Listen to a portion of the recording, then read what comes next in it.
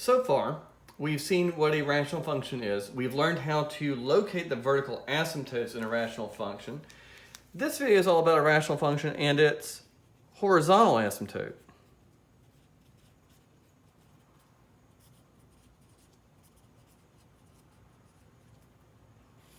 So let's start with an example. So I have a function f of x equals x plus 1 all over x. Well, that's definitely a rational function. It's even in lowest terms.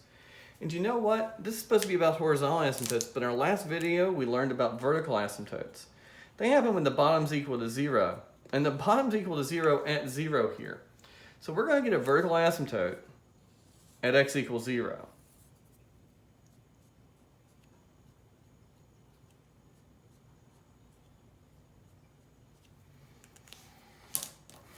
All right, nice, happy, vertical asymptote. Well, that's good to know, because what I want to do now is I want to try to graph this. And again, I want to imagine that maybe I'm doing it just knowing what I know right now. I don't know anything about horizontal asymptotes. So let's just plot some points.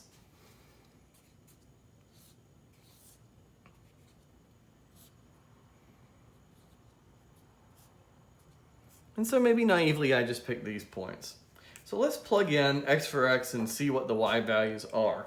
Now, just to help myself out, I'm going to imagine this function, f of x equals, and if I divide both things by x, I get 1 plus 1 over x. And I think that's just going to be a little easier to evaluate. Because if I plug in a 2, I get 1 plus 1 half. I know that's 3 halves. Plug in a 1, I'll get 2. All right, plug in a minus 1. Well, this becomes minus 1. 1 plus minus 1 is 0. And then I have 1 plus minus a half, which is 1 half. Well, let's plug in let's plot these points and see what happens.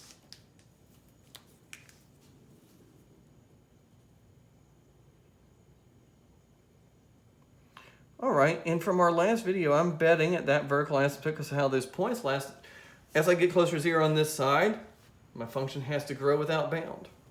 On this side, minus 1, 0, hey, that's next intercept. And then I have a point here at minus 2, comma 1 half, right here. And again, I think I have to fall without bound there because of that vertical asymptote. But now the question is what happens as x gets really, really big and what happens when x gets really, really small. Well, let's just imagine that now I have to plug in a 3 and a 4. Well, I'd have 1 plus 1/3, well, that's 4/3. Then I have 1 plus 1/4, so that's 1.25 or 5/4. And let's see, I had 1.5, 1.333333 forever, 1.25, and it seems like it's a 1 point something. It keeps getting like closer and closer to 1. So let's just go way out there and go like 1, plug 100 in. I get 1 plus 1 over 100.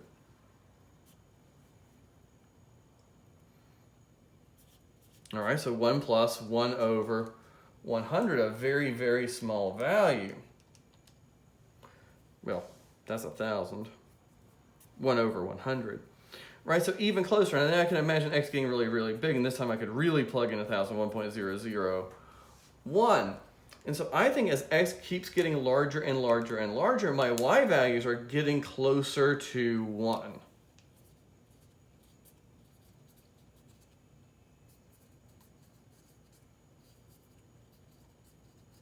And one way to say that is x is approaching, and we can draw an arrow to say approaching, infinity. So as x approaches infinity, my y values look like they're getting closer and closer to being the number 1. Well, I have 1 plus, and then I think about the 1 over x here, right? The x keeps getting larger, and 1 over something larger and larger and larger is trying to be 0.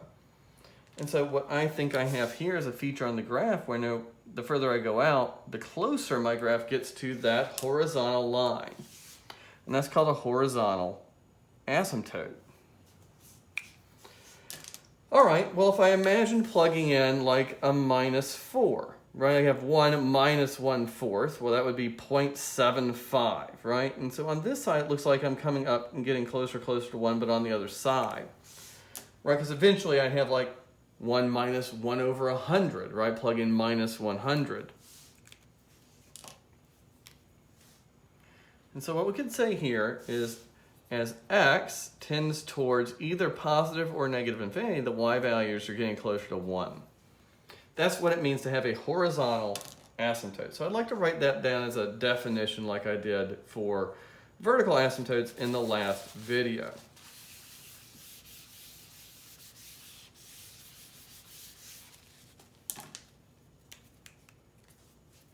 The horizontal line, y equals b, is a horizontal asymptote for f of x if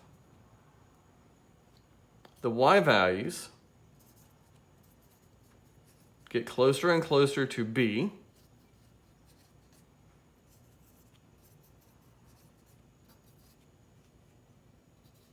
as the x values approach either plus or minus infinity, as the x values get infinitely large or infinitely small. That's what it means to have a horizontal asymptote. Well, conveniently, there's an easy way to identify where a graph has a horizontal asymptote by applying 3 different rules that all have to do with the degree of the polynomial.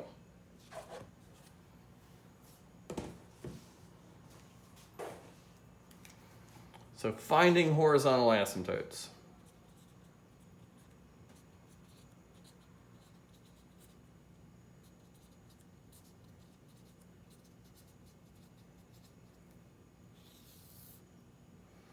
Let f be a rational function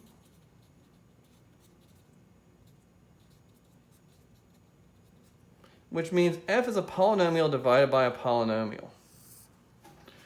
And so I have a polynomial on top, and maybe that has degree n, so it's some number a sub n times x to the n power. And then I have a bunch of other coefficients and lower powers of x, right? And this is that way we can write down a polynomial in general.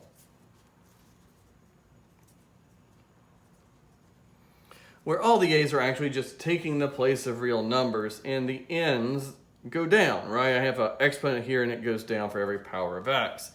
And on the bottom, maybe I have a polynomial that has degree m, and n and m don't necessarily have to be the same thing, so I do have to use a different variable there, and the a's and b's maybe are different real numbers, so I have to use different values. And so I'm just writing down what a polynomial might look like here, and we'll see some examples in a moment, so the notation won't trip us up. All right, so I have a polynomial over a polynomial. The top has degree n, and the bottom has degree m. The leading coefficient of the top is a sub n. The leading coefficient of the bottom is b sub n, m. And all we have to do is know those things. Well, I just need to guarantee that those are the leading coefficients, so I just need to tell you that a sub n and b sub m are not 0. Meaning that this highest power of x actually shows up, and this highest power of x actually shows up. All right. The relationship between the degrees of the numerator and denominator will determine whether we have a horizontal asymptote and where it even occurs. So 1, if the degree has if the top has smaller degree than the bottom, then there is a horizontal asymptote at y equals 0. And the idea here is that if the bottom has larger degree, it's growing faster, meaning the bottom of the fraction is larger, making the y values head towards 0.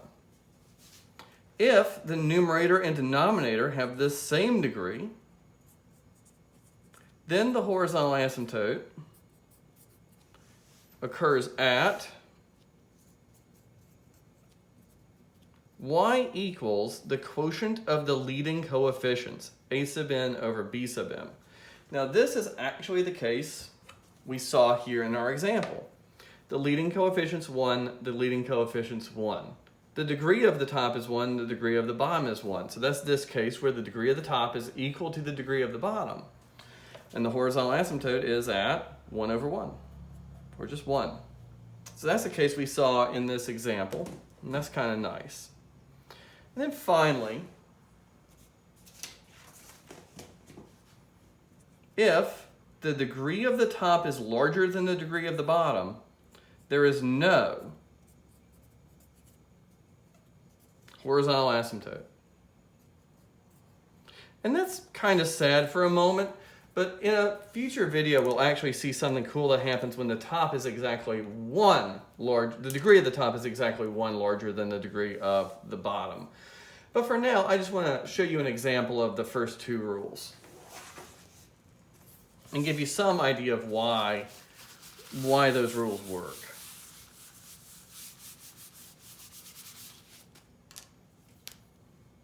So I just want to do two examples. So the instructions here, just find the horizontal asymptote.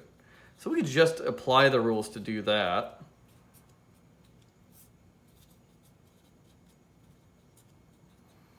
So in this first example, if I look at the degree of the top and the degree of the bottom, they're both 1. So n equals m. The degree of the top is equal to the degree of the bottom. So the horizontal asymptote is at y equals 2/5. In this one, the degree of the top is 1 and the degree of the bottom is 2, so the horizontal asymptote is at y equals 0. But let's look at this one and just examine if we can figure out why this rule works.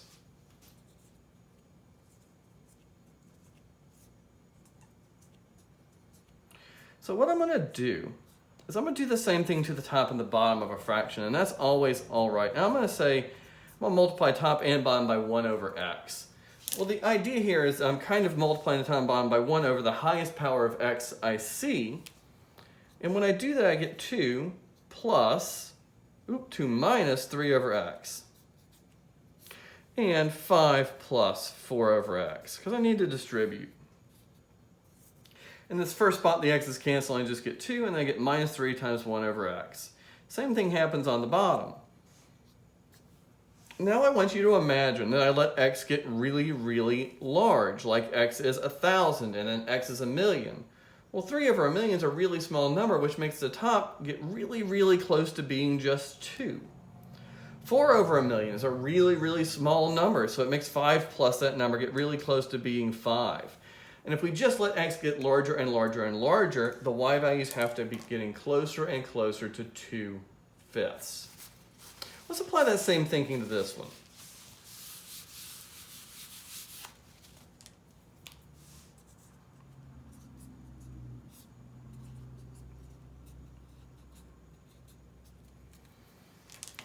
The highest power of x I see this time is x squared.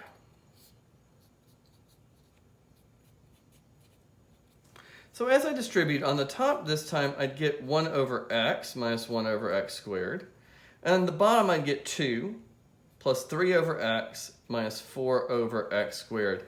And again, I want to imagine that x gets really, really large. And well, 1 over x, well, the bottom's getting super large. So 1 over something very big is very small. Same thing for 1 over x squared. The top is actually getting closer to being 0.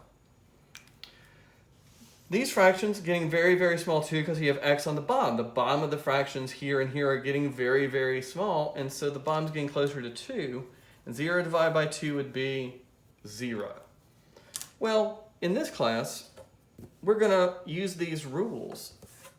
Later on when you take a calculus course, you'll talk about this kind of thinking in more detail.